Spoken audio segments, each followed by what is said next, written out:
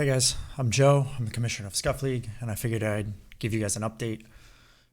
It's been about a week since the tournament ended. Also, I've never done an update before, and I know that the website has a lot of info, but there's a lot of other stuff that kind of needs to be expressed and talked about. And I'm sure you guys have questions and stuff, but we'll get to that later.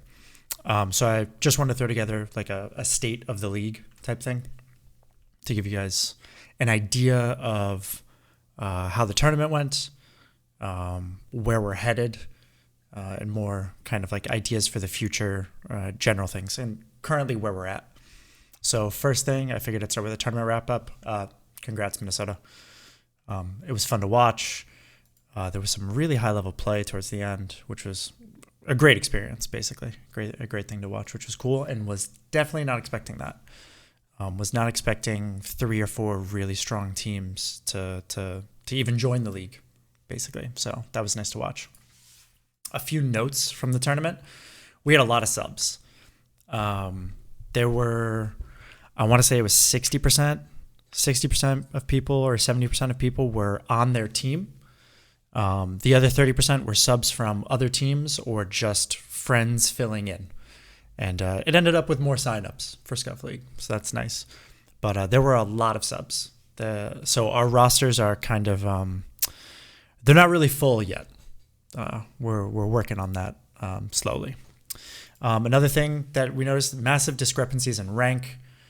Obviously, you guys kind of knew that coming in, that this league, we only have, as of today, I think we have 450 people signed up. I would say maybe 50% are active on Discord, maybe. And that's something that we're looking into as to the most effective means of communication. Email seemed to work. People responded to that, jumped on Discord. But what happened was we've had massive discrepancies in rank because some states are just loaded. Some states have better players than others. Everyone predicted that Iowa would be stacked. And same thing with Minnesota and North Carolina, of course. That's where all the league players are. But seriously, we did find that some people play for their collegiate clubs, and then they'd send it to their friends, and then an entire collegiate club would sign up. And anyway, that's how you land with some strong teams, our champions especially. Another thing from the tournament, just to close it off, is production was okay. We have a lot of casters. The overlays, the animations, just the entire flow of production was good for a first production. Also, I had thrown everything together in about 3 weeks, and I didn't have any experience with animation. I didn't have experience with vector images, with the logos, basically until the logos. So for throwing everything together for about 3 weeks, I mean, the logos too, it'd probably be 5 weeks. I'd say it was okay. We're looking to improve that, but I'll get to that a bit later. So anyway, so we have some things to discuss. We have attendance confirmation, number of teams, and player team associations. Those are immediate things after the tournament. There's other things that we'll talk about, but confirming attendance was a massive issue during the tournament. We'll get to that. The number of teams that'll be playing during the season, talk about that, and player team associations. Anyway, let's just jump into season. So for the season, we're going to start in November. I know some people have been asking when we'd start. I'm thinking after Thanksgiving. That's basically what it looks like right now. Because to do it before Thanksgiving, especially with a bunch of people moving and, trying to visit families and whatnot, it would just make sense to start it after. After Thanksgiving seems to make the most sense. Maybe even that weekend, or we might even kick it off that weekend. Who knows? But right now, tentatively, late November. That's what we're looking at. The next thing is the seasons right now consist of 4 conferences of 12 teams. I don't know if we're going to do 12 teams per conference.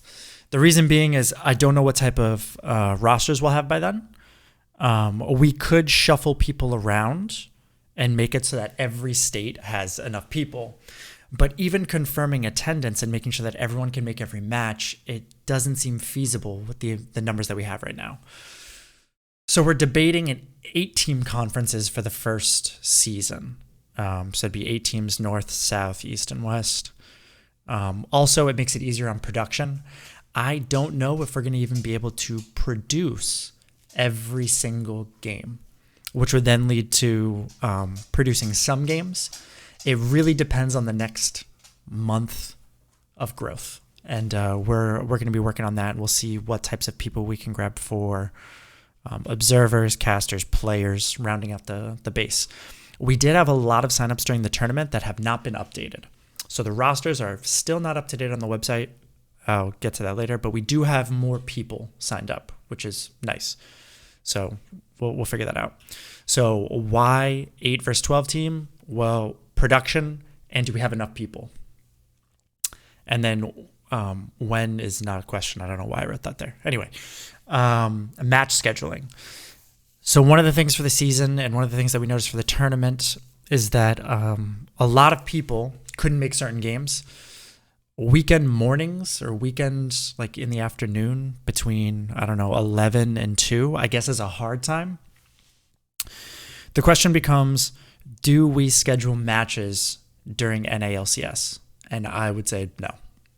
Like, I want to watch NALCS. I don't want to compete with that when it comes to viewership if we're producing it. People can play matches, but also I don't want to take away that time because I think most of us follow LoL esports. Maybe not. Maybe I'm getting a misread on that. But we don't want to schedule it then. So then we're trying to figure out weeknights, and time zones become an issue for a tournament. However, for the regular season, time zones aren't really an issue because they're conference-based. So that shouldn't be a problem. But then it becomes we need to talk to other leagues and see when they're scheduling game matches because I know that some players are playing in multiple leagues. So we don't want to mess with their schedules. We'd like to find a way around that. So when is match scheduling going to happen? We'll probably figure out the schedule beginning of November. Beginning of November, we'll set times for matches. That way you guys will have probably a month, 2 weeks to a month advance notice. So we'll work with that. Another thing for the season. For the tournament, we had a bunch of subs. A lot of people went different places. Some people are subbing for Colorado and they're from Connecticut. Some people are subbing from Indiana and they're from totally different states. People have been asking about if they'll stay with their new teams or if they'll be returned. So blanket statement, everyone will return to their teams. Everyone will go back to their original roles. And then from there, we'll figure out what we need to do in order to move people. But for now, every player will go back to their state. However, we will allow for state transfers, and we'll do that once per season. That'll be because people are moving, and you kind of want to rep your state. Some people move for work, some people move for school, and some people just want a shot at getting on a starting roster. I get it. So we will allow for one state transfer per season. And we'll probably deal with that at the beginning of November. But basically, after this consolation bracket is done, we'll move people back to their original states. But that'll basically be the general rule for now. Is you can't change states as often as you want. In fact, we have a lot of people signed up on the on this for multiple states. I see you guys. Like, I see you signing up for multiple states.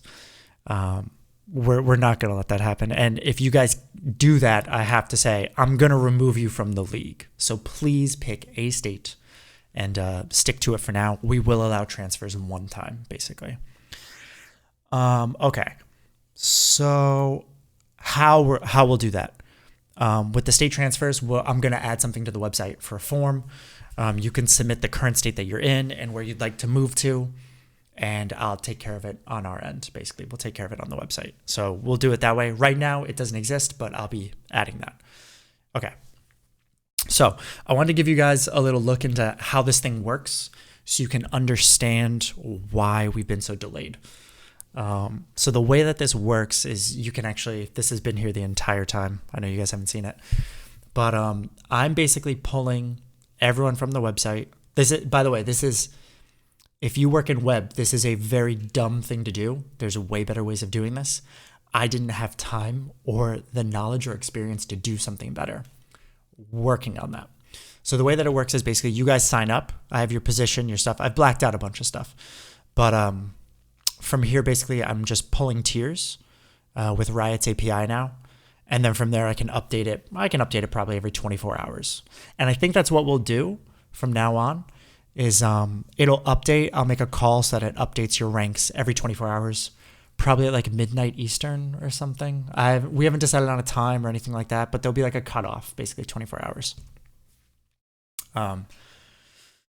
So anyway, this is basically how it works. And then from here, I actually move you into your states. I've also blacked it out there too. But basically, we've just got your tiers, your ranks, your values, and your positions. And then from there, it's top people in each. This is like caveman painting work. This is not a smart way or the best way to do everything. So let's get into what I'd like moving forward and what I'm working on currently moving forward. Moving forward, the website will allow you to sign up. You'll get your email will be your username. You'll create a password. And from there, when you get put into the website database, it'll automatically pull your summoner name, your rank, stuff like that. And then the website will automatically take what I'm doing here and throw it onto the page. We can do that. I know it can be done. I just don't have the time. So we'll be working with that. And then from there, it'd be sorted into different rosters, right? You've got the starting roster. Then you've got tier 1 subs, tier 2 subs, tier 3 subs. And then basically that's kind of how it'll look for now.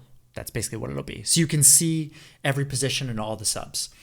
One thing I'd like to add is also secondary roles. So that way every person's sorted into their rows or they're sorted into their positions.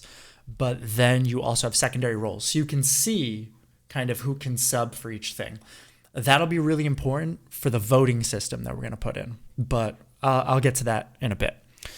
The other thing is that not just with the move forward, but even further, where I see us going in the future, spring, maybe summer season, or spring or summer, maybe season 2. I'm not sure if we even get that far, guys. Is basically we'd have multiple teams per state. So right now, we just have starters and then everyone else is a sub. And that doesn't really create engagement. A lot of people want to play with each other. So one of the things that like I imagined in the beginning is you'd have starters and then you'd have like a manager. We'll get to managers too later, but you'd have a manager who can try to set up, like even within your team, scrims between the starters and the subs. But right now there's not a lot of depth on a lot of the teams. So it makes it very hard. So a lot of players or a lot of players are scrambling to find scrims with other teams. And that's a good start for now. But eventually we'd have multiple teams. You'd have team 1, team 2, team 3. And then depending on attendance for an official match, like let's say, Delaware is playing Connecticut. The Delaware starters can't make it or 2 of them can't make it. Well, the team 2 people move directly up into the starting roles, right? So that's kind of where we see it. But then we'd also schedule potentially like mini seasons for the second team, third team, stuff like that. So that's kind of where we see it going, but that's in the future. Another thing actually in the far future would be to implement this system in other video games. If the system works, if we can make it work, then it'd be very cool to see it in other things, but I'm getting way ahead of myself. Okay. So that's basically how rank polls work. And then I'm taking this and then throwing it on the website. So you can see it. That's messed up, but you can see it here where it's basically position summoners, and then you've got full rosters, right? So yeah, that's that. So scheduling, how scheduling currently works versus where we want it to go. Scheduling currently works manually. Discord, confirm that you can make it. Incredibly archaic. We're improving this. So one of the things that we're going to add, instead of moving manually in Discord and saying, hey, I can be there, like it doesn't really work that well because not everyone checks Discord. There's so many issues with confirming attendance on Discord. We saw it during the tournament. It was hard for people to find backups just to make sure that they could play the game or subs. So, and that was another thing with the tournament is actually with subs, we wanted subs from the state, right? So let's say your state only has one top laner, but then they can't make it. Well, we don't want to take top laners from other teams. We'd rather have someone in an off role, like let's say a support who also plays top. They might be third pick, but then they'd sub in so that you get real state representation. So one of the things that we'll be doing with those secondary roles and with attendance or confirmation would be an app. So as a stepping stone, we'd use an app, something like this is. We're not going to use this, but I mean, maybe we'll use it. I haven't looked into the attendance app yet, but we're going to find something that works, and that way we can have confirmation checks. So everyone on your team with a manager can set up scrims, we can set up matches. From there, you can confirm attendance, right? So if you can make it, you'd say you can make it with an app, way easier. The manager would have access to that. And then if something changes, you'd get a notification 7 days out, like, hey, you have a match in a week. I can make it. 24 hours out, it's like, hey, remember, you have a match in 24 hours. Can you make it? If you can't, change it. Perfect. And then from there, you go based on who can make it and then the ranks on the pages. And that way you can confirm who the starters are. And then secondary basically become the subs for that position. So anyone else that's like, yeah, I can make it, you're a sub. And we found that a lot of people need subs. So this thing will be invaluable. We don't need to worry about Discord or, typing out confirmations. We just use an app. We put someone in charge, like a manager or something, who just takes care of it and just makes sure that that people will be there, that a team can represent. So that's with this. But even further, it becomes a Scuffed League app. And working on that, along with a giant list of things to do. It would be connected to the website, and that's kind of what the emails with the user and the passwords would be used for. Create a Scuffed League app. We connect the user base with our app, and then from there it automatically sends out and confirms who the top people are in each thing, and then the app would send out the finalized roster like 24 hours out, like, hey, these are the starters. And it doesn't mean like just the starters, it means the people who confirmed, who have the highest rank. Easy. So that's kind of where we see it going. Also, it would be used with events registered on the site. Like, it's not just for official matches, it would be for scrims. So this would help with coaches or managers. Again, I'll get to the roles a bit later, but it would help with managers who want to set up scrims or set up practices. A manager can put an event in, talk with a manager of another team. They can kind of talk to their team briefly and be like, hey, what does timing look like for you guys? They want to scrim at this time. Perfect. Throw it into the app. Manager checks for attendance. If enough people can, managers talk to each other. Perfect. A scrim is set. It might be a little bit off with ranks or if it's starters. That's kind of where we see it going. Anyway, so that's kind of where scheduling is. That's where scheduling is. That's where rank polls are. So now let's move on to the voting system. So the voting system, it's not in place yet. It'll be in place for the season. It'll start with the season. The way that it works is you sign up for your state, and anyway, every member of the state gets a vote basically for each position. So everyone is on the chopping block every 2 weeks. So the starters are the people with the highest rank at the beginning. So whoever signs up gets that spot. They have to confirm their attendance, obviously, because we had a few people sign up that were the highest rank, and they've just never spoken or shown. So those people wouldn't be able to confirm. They wouldn't be the starters. Thus, they're out. They're not starters. So anyway, we start with highest rank at the beginning of the season, and then I think we're going to do every 2 weeks. Maybe we'll do every week. Not quite decided on that yet. But basically, a week is 2 matches. You have 2 matches, best of ones. Every team plays every other team in the season twice. One time red side, one time blue side, right? So every week you have 2 matches. And at the end of the week, or possibly at the end of 2 weeks, everyone on the state gets to vote on keeping or cutting the starters at each position. Again, you guys will probably have your own discussions in your state channels, discussing strategy, figuring out who's the best fit. From there, you can look at your rosters. You can see who's next in line. And it won't just be a vote to keep cut and then the next highest rank goes. No, it'll be keep cut and then it'll be the next 3 people, basically. And it'll probably include off roles. So like, let's say you've got 3 diamond supports, right? Only one of them's getting a starting spot. Top has a gold, mid has a silver, and you kind of want those people with more game knowledge, possibly with supports, those diamonds, to select their off roles as, like maybe one's a jungle and one's a top. Perfect. So basically when you keep cut, you can see who's next in line with the roles. And from there, we'll probably take the 3 highest ranked people. That means off role and main role. Tentatively, that's how I see it working. Anyway, so basically I sign up. I'm a part of Pennsylvania. I'm not a starter, but I'm active. I watch the games, play with people in the state, discuss stuff. After the first 2 weeks, we go 0-4. I can vote to keep or cut top, jungle, mid, ADC support. Okay. Once a cut goes through, then from there it becomes a secondary vote, which is who moves into that position. And maybe you do it based on communication. Maybe you do it based on rank. Maybe you do it based on champion pool, right? Maybe you've scouted the teams that are coming up and, they're weak against this type of jungler. So you vote that type of jungler in just to make sure that they're there. This is very much strategy based. You guys have complete control of your teams when it comes to managing the strategy. Sometimes you don't just want to keep the highest ranked players, but you want to put maybe someone who's a little bit lower rank, but they're a one trick on 3 different junglers that, or whatever, that they can't ban out. That's a bad example, but because you can ban out 3 junglers.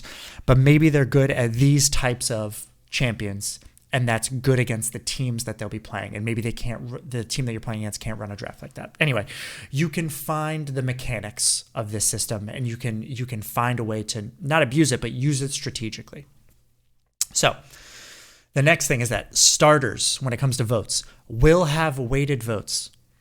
Starters are playing with the other people on the team. They know what's going on inside the team. They know how communication works. They see how chemistry works, like internally. So starters will have weighted votes.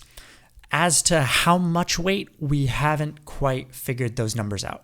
We're going to, but we haven't figured them out yet. For example, they might have like the weight of 3 votes, as an example. This might also be dynamic. Different teams might have different weight votes for starters. The system will be static, but the weights might be dynamic. So let's say a team has 50 people on it. Maybe a starter's vote is actually worth 5 because they have 50 people on the roster voting. Whereas a team with 15, they might have the weight of, 3 times? So it'd be like 2.8 or something like that, or 3, whatever. It's 2/5, something like that. Anyway, so we don't exactly know what the weights will be, but starters will have weighted votes. So they'll get like more value to their vote. And again, all the members of the team state get a vote, not just the starters, but everyone that signs up. So the move forward with the voting system will be we add voting for team organization roles. I'm going to cover the roles in a little bit. Some of you have probably seen some stuff from the old website. I tried to throw it up, but then the website crashed. Anyway, we'll get to that soon.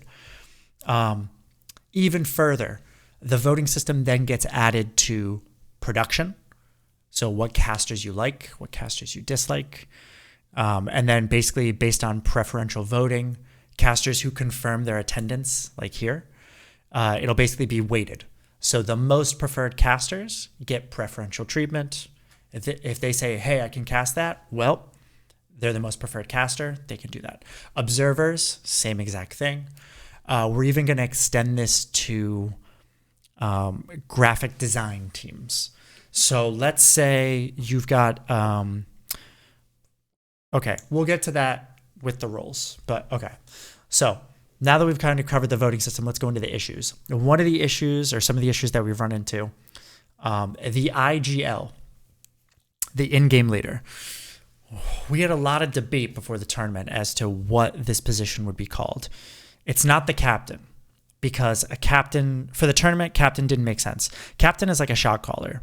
But again, the responsibilities of an IGL were basically a point of contact between the team the starting team, and the organization.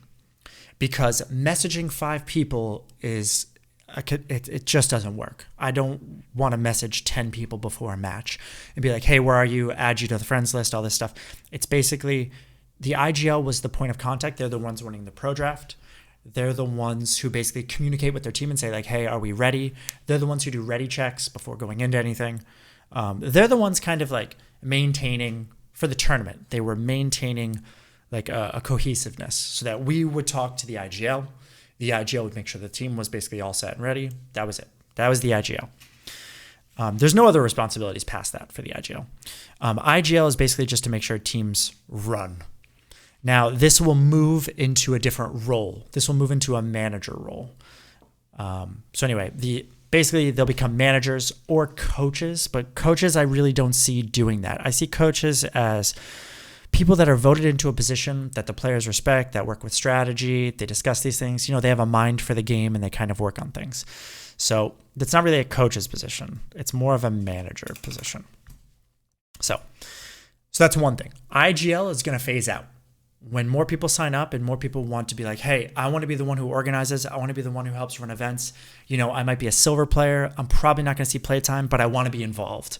I want to help with scheduling. I want to make sure that, you know, people that we can practice, that we can get better. So, you know, we see the IGL position actually phasing out and managers taking that position in the future. Next thing, Discord usage. I know that Mom Ninja or Piano Ninja has talked about this. Christina's talked about it.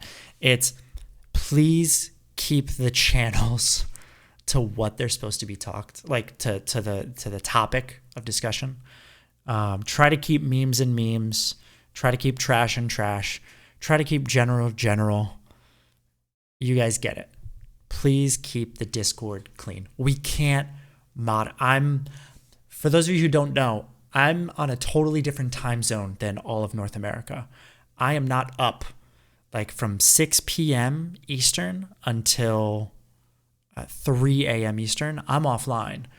Don't get any ideas. Just because I'm not on, there are other people on that can manage. But so we can't moderate all the time, which also leads to another thing. With the appropriate channels, we're going to be adding mods to both Twitch and Discord because we need more moderators. We need more people to step and be like, hey, let's just keep this, you know, sane, basically. So please remember Discord usage. Look at the channels. If you want another channel or if you want something specific, throw it in the improvement requests. We're really open to improvement requests. We've kind of added a bunch of the stuff from that, I think. I haven't checked lately. We'll do better. I promise I'll check improvement requests more. Okay. Another issue that we ran into, especially with tournament, is observers. We have two steadfast, one step. We have very good observers when they can observe. We need more. I can't tell you the amount of emails I get for casters. I have an email inbox that I have to go through. By the way, if you've emailed me about casting, I'm going to get back to you. It's going to happen. But right now, I'm a little bit behind. So we need more people who want to be the silent caster. Observing is just like casting, except you're not talking. You're the one running and making sure that the casters can say things. Behind the scenes, like the observer is muted on the cast, on the production, but they're talking, not a lot of the time, but a bunch of the time, to the casters. Like, hey, check out that item build. Hey, look at this. Like, you're like a silent caster. Observers are very important and we don't have enough, which then leads to a solution that we found for the season to get more observers. We're going to be running with an observer first, caster second system. So if you've signed up and you're interested in casting, you're going to learn how to observe first. It's basically like a training wheel system where you're not going to be casting your first game. You're going to do an observation first. You're going to run, you're going to see what the limitations are of the observer, how observers run, how people move the camera, how difficult it is. You're going to learn how to run a stream. So that'll be the first step before you can cast. And it's a good thing because even some of the casters right now, I know Mikey's learning it right now for the constellation bracket, and he's learning a ton about just what it is to be an observer. And it's really good perspective before you cast. So we're going to be moving with that system going forward for the season. It's going to be an observer first, so you learn observation. And then once you've learned observation, you've done it, you're going to be able to cast. And we're also looking to change the observer role a little bit. I don't want to ruin anything, but we're looking to bring observers in as like kind of like a Counter-Strike Go caster, like Rush does for CSGO, where he kind of jumps in for a round and like talks about things. We're looking to possibly implement that type of thing into our production. So you will get to cast a little bit as an observer, but that's one of the things that we're going to be doing. This should help us have more observers, which makes it easier for us to do more produced games and scrims. Because we have no shortage of casters. We have a massive shortage of observers. And observation's fun. You just got to try it once. Anyway, so let's move on to be added.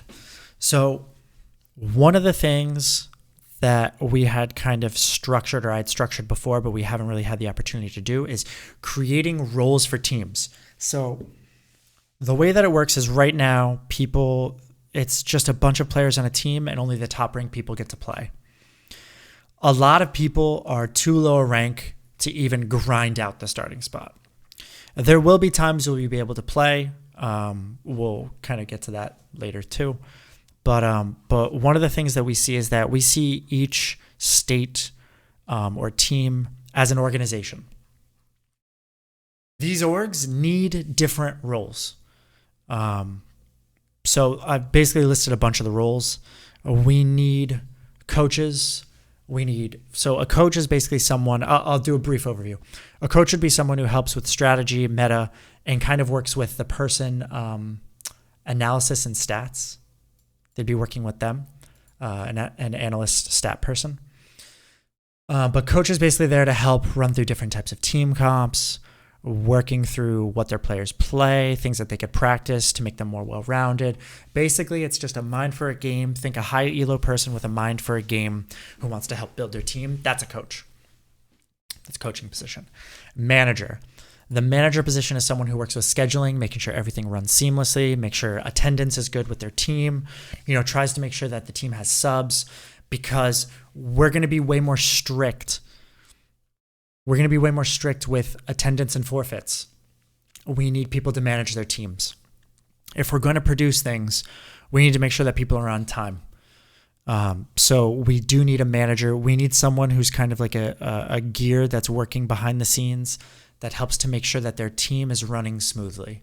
That's the manager. The manager is someone that you talk to, like players will talk to, subs will talk to, about issues with the organization, with the org, like with me, with our team that we have working on Scuffed League. The manager is the person to talk to, and then the manager talks to us, because I can't handle the number of DMs I get on Discord. I can't respond to everyone. I've lost track. It's impossible. A manager is someone who should be talking to the organization. They're like the point of contact. So that's what we see for manager. Recruiter is basically, think of them as like a marketer for their team. They're someone who's recruiting players for their team. They're trying to find people in their state. They have friends that play at different schools. A recruiter is someone that helps build the team, because for your team to get better, you need more people. And with more people, you find people of different ranks. I don't know if people are semi doing this right now, but I'd love to turn it into an actual position for each state. And from there, I can help you. I know how I'd go about this position and building it out. So if anyone's interested in recruiting or becoming a recruiter for their state, we're going to add that. That's going to be something that'll be added to the website where you can sign up and become that position. There's going to be more details for all of these things on the website. I'm adding them hopefully this week. Analyst and stats. Someone who loves working with numbers, spreadsheets. I would love to do it for every team. It's like my favorite thing to do, but I can't. I'm doing everything else. So we imagine every team to have their own person who's running with stats. That means looking at matchups, looking at statistically through players, histories, working with the coach and finding out the things that are important to note that would help players improve and grow, but also maintaining stats on the website. You would have access to the website and you'd be able to post player stats when they're in different positions, how they are against other ranks. Like, let's say you've got like, a gold player performing well against a diamond player. It's like, that's really good. You should be promoting those types of things and showing how matchups work. Anyway, there's a bunch of things that can be done with the analyst stats, but that's a position. I'd love to have an official for every single team. It's basically the one who makes sure you work with officials from other teams. They're the ones who set up the lobby. They make sure that, the rules are respected, that pro draft works, that there's no bugs. They're the ones responsible for running the match. It's the one thing I didn't realize needed a position before the tournament. After running every match, it's a position that's necessary for, conference, we could do it per conference. There could be an official per conference, but I really see it as like a team because this is a community thing. I can't do every match.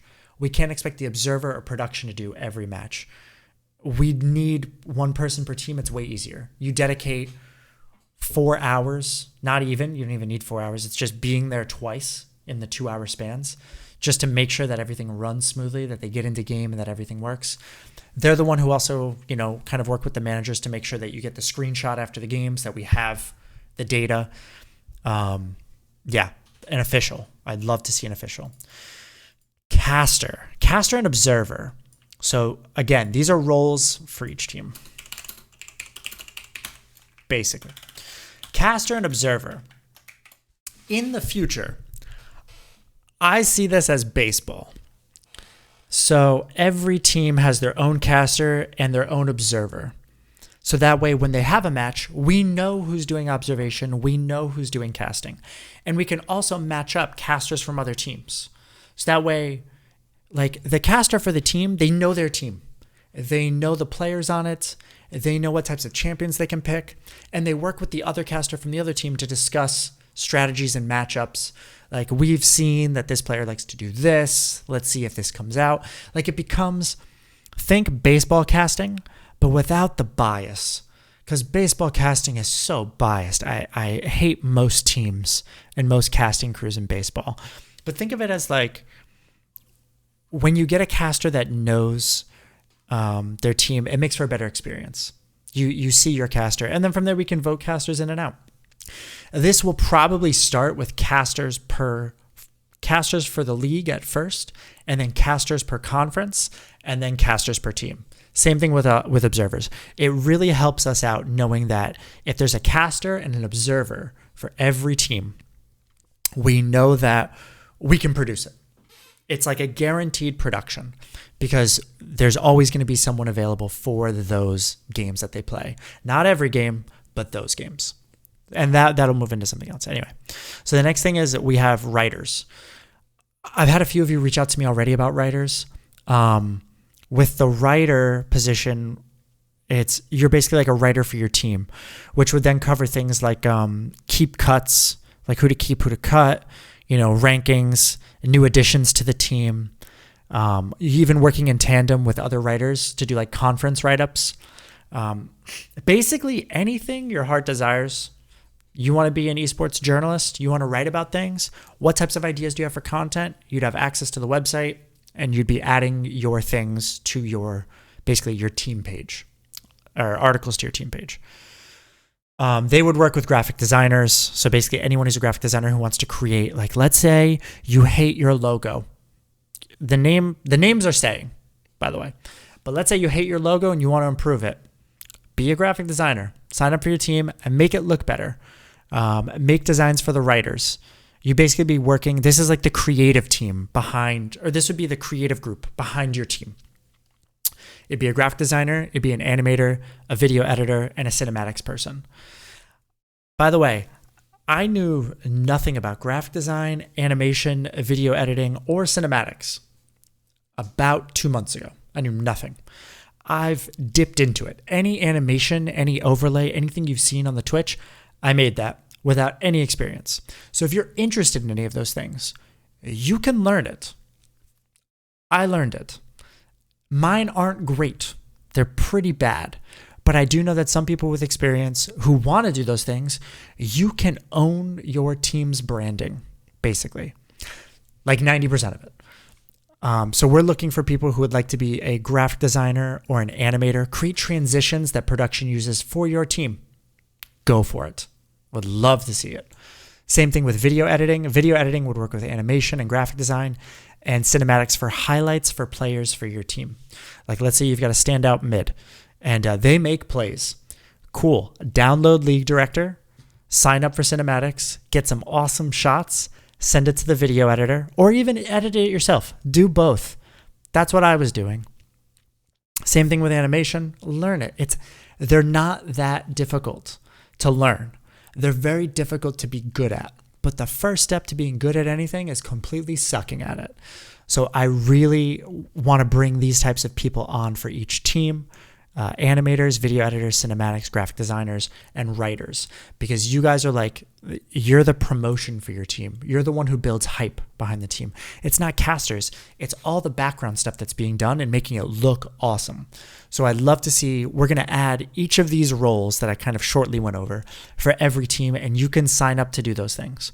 We're going to make sure you can upload drives. We'll give you all the resources you need so that you guys can create, because creation is awesome. I want to see this stuff. It would make the league 10 times better. Plus, I suck at all this. I'm okay. I'm not great, though. I'd love to see someone do it and be like, yeah, I want to make this better and get better at this. So another thing to add are team, player, and stat pages. I'm going to be working with Riot's API to pull tournament codes, and then from there I can pull player stats. Easy peasy. Actually, not easy peasy, but I'm going to try to make it good. The other thing is I'm going to be adding stat pages and team stat pages on the website.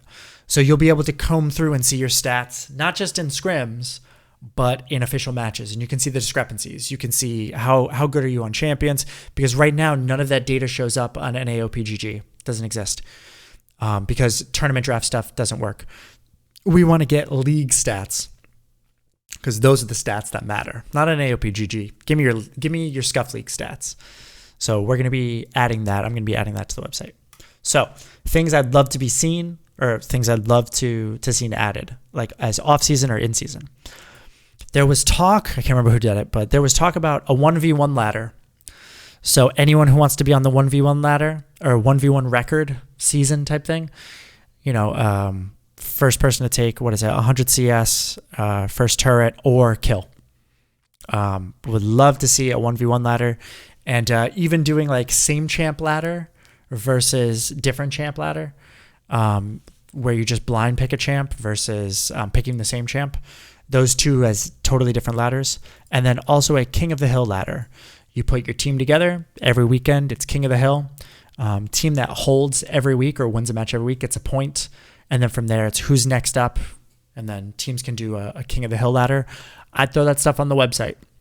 It's not that difficult for me to do, to add those pages and keep those updated. That's something that's actually pretty easy to do, that requires very little work on my end to make sure that it's updated. It's something that's pretty quick. So I'd love to see you guys add a 1v1 ladder, a King of the Hill ladder. If someone wants to organize that, totally down. So content. This is for writers and for anyone who wants to create. I'd love to see more power rankings. Mikey has been on top of that shit. I would love to see more power rankings. I'd love to see videos, not just from the podcast, but videos, articles, player highlights. Anyway, for power rankings, I'd love to see a variety of content when it comes to power rankings. I'd love to see different people's power rankings, because Mikey's doing it, but I want to see what other people think too. Mikey doesn't just own the power rankings. Someone step up, rank them yourselves.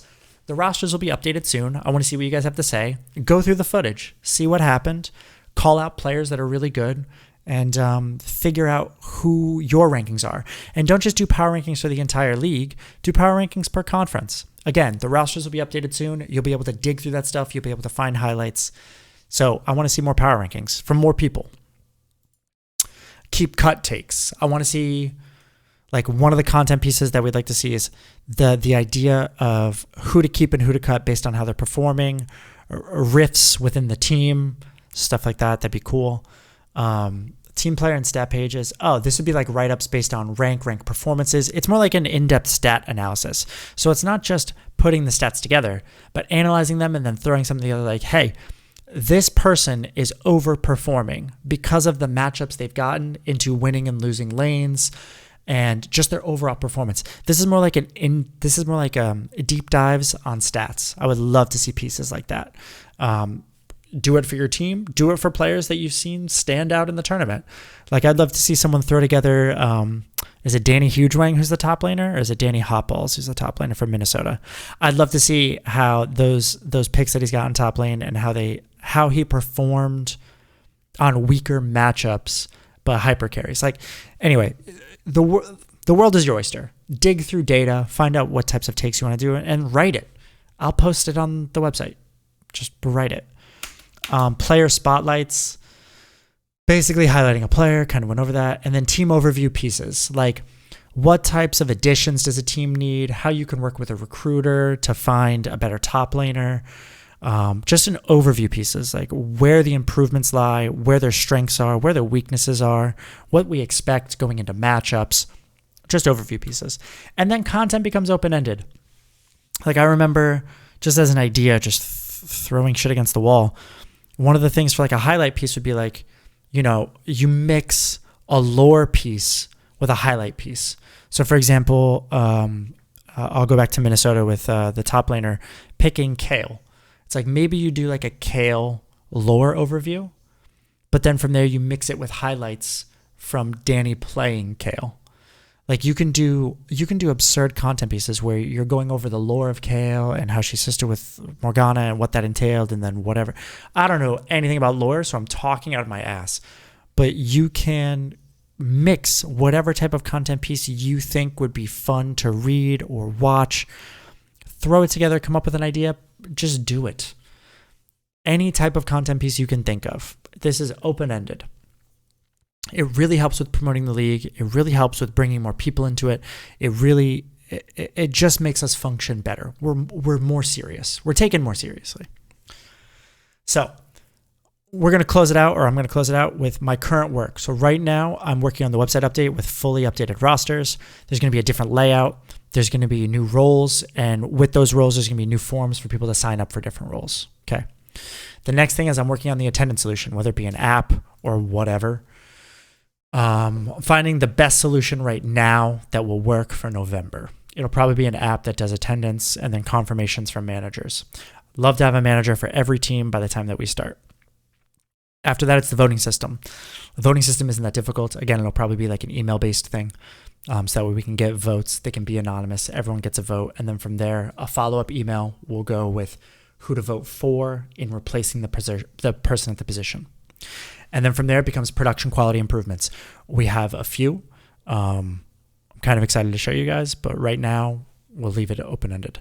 We'll leave it empty. I'm not going to talk about it. Production quality improvements. Also, I'd love to have anyone who's interested in doing video editing, graphic design, animation, cinematics. If you want to learn, reach out. I know very little, but I can get you started. It's YouTube videos and Google, baby. That's it. YouTube videos and Google, you can learn and do whatever you want. Anyway, I'll stop myself there. This video is way too long. So, the last thing, I'm probably going to schedule a Twitch question and answer because I know I'm not answering everyone's questions. I can't do it through Discord. DMs, it's just way too many. So I'll probably go live at some point, maybe after a consolation bracket game or before one. And I can answer your questions. You'll be able to write whatever you want. I'll try to rapid fire them, probably do like 30 minutes. I'll write an update in the announcements thing. And from there, you can have all your questions answered. Anything to your heart's desire. So that's it. Thanks for watching. This was a very long video. I apologize. I did not expect it to go that long, but there were a lot of things that we covered. So anyway, I will see you guys on Discord.